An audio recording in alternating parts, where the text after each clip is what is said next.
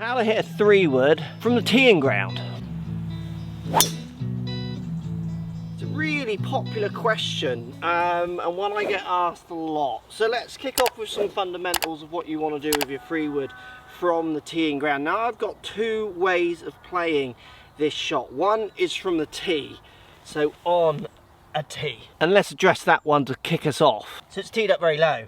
It's teed up basically where the strike point is lining up with the top two grooves of my 3-wood. Bear in mind the 3-wood is a shallower club than my driver. I don't want it teed up anywhere near as high as I hit my driver. And we'll show you the numbers on this in a second, but basically the little bit of tee height is for the shallower face. The biggest problem I see amateurs make is they tee it up really, really high and get the famous sky ball in the air off the roof. With a smaller face like this, I need to be getting that club and ball married up a bit closer to the ground, because when it comes to hitting these 3-woods, I'm not hitting this as up as I would hit my driver, again, which I'll show you when we get inside, because it has to be more robust, my 3-wood, because I'm going to play it from the ground as well as a tee. So it's that juxtaposition. If you make it too separate, so try and hit really up off the tee, and then you'll struggle on the ground. Or if you're hitting too far down with this on the tee, so you tee it up low, but you get a bit of launch because it hits up the face, you're then going to struggle off the ground. What you're going to notice is my ground to my tee shot, there's a variance in them, but it's very small, and that tee height is encouraging that because it's only moving a few millimeters. The teeing up too high, definitely one of the first faults. The next thing I'm going to do, I'm going to play it very similar to a driver. I'm going to push the ball up towards my left heel. I've got similar tilts that I have with my driver. I'm going to make all the same actions that I would make in my mind. The feelings of the actions are very much the same. The angle of attack will differ because of that tee height, and then in turn a few angles that I put in my swing, but it doesn't really feel any different to how I would hit my driver. And here's the next problem. I would rather hit my driver than my 3-wood because of the size of that head. So the other question you want to be asking yourself with this one is, why are you using it? Do you hit more fairways by hitting your 3-wood than your driver or not? Because if you don't, which the research from playing data from people like ShotScope shows that you don't actually hit more fairways with this, hardly a tiny percent, but you do lose distance over your driver, then maybe your bigger headed club might be a better option than the 3-wood. But then a hole like this, the driver might go into trouble. I need the club back, so I do need to hit my 3-wood off the tee. So I'm going to go ball up towards left heel. I'm going to aim for my appropriate shot for this tee height. So generally off the tee, a little draw. I'm going to do all the same movements that I have, and I'm going to put some speed in. This is a 14-degree 3-wood. If I don't put speed in like I do with my driver, this just simply isn't going to launch. Nice hit, nice launch, nice flight up the left side. Tee height is key, putting plenty of speed in is key, and aiming for your shot shape is key with this club. Now here's the second way of playing the 3-wood from the teeing ground. It's not to tee it up. Find a nice bit of grass, or even just knock up a tiny bit of turf, which some people get upset about. Don't worry. Speak to greenkeepers around the world. They are not fussed with this. This bit of grass is tendered, and I'm going to move this bit of grass and flatten it after I've hit it.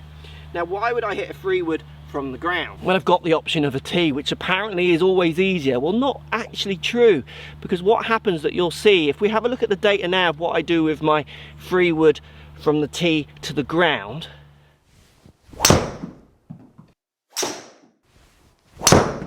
So let's start with some numbers of delivery. So what's very interesting is that the club head speed stays the same in all of these. So 104 and 104, so standard, and then these are from the ground with the G on, the blue ones.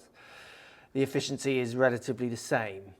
Now I'm angle of attack 1.7 up from the tee, so that little bit of tee height allows me to hit up, and then I'm level to 0.3 down with the 3-wood from the ground. So by putting it on the floor, it puts me level to on the ground with my angle of attack, which then makes my club path more out in, so 2 across with a face slightly open, where with the ball on the tee I'm pretty zeroed, nearly 1 out, but zeroed with the face trying to slightly close to the path, which is why we see the blue deviations here, which is from the ground, so up with the reds to shorter right, which is how I would play that on certain situations on the course, to the red, which is the ones from the tee, one right, one straight, two left, with more curvature to the left, hardly anything curving to the right.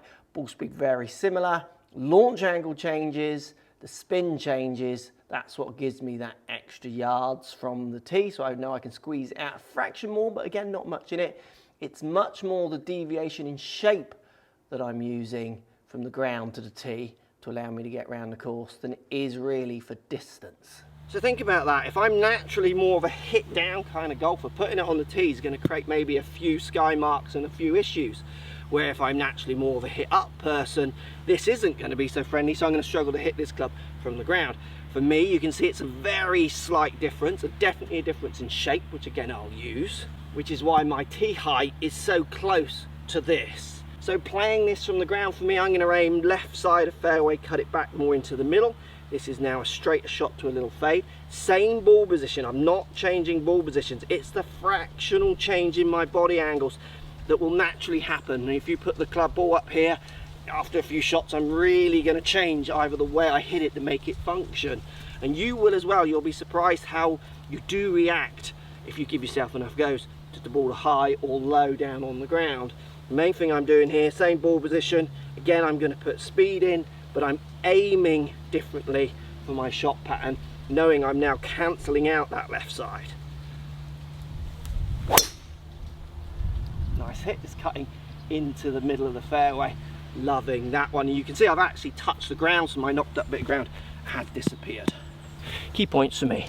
Why are you using it over this? Hopefully it's only distance, because you probably find your driver is easy to hit because of the bigger head.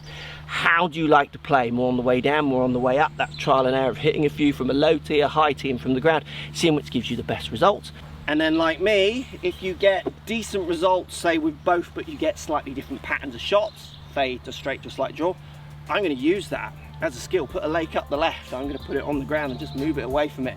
Put out of bounds at the right, I'm now going to choose to tee it up and use my draw pattern more to move away from that out of bounds. Free wood from the tee can work, but it doesn't need to be one way, it needs to be your functional way.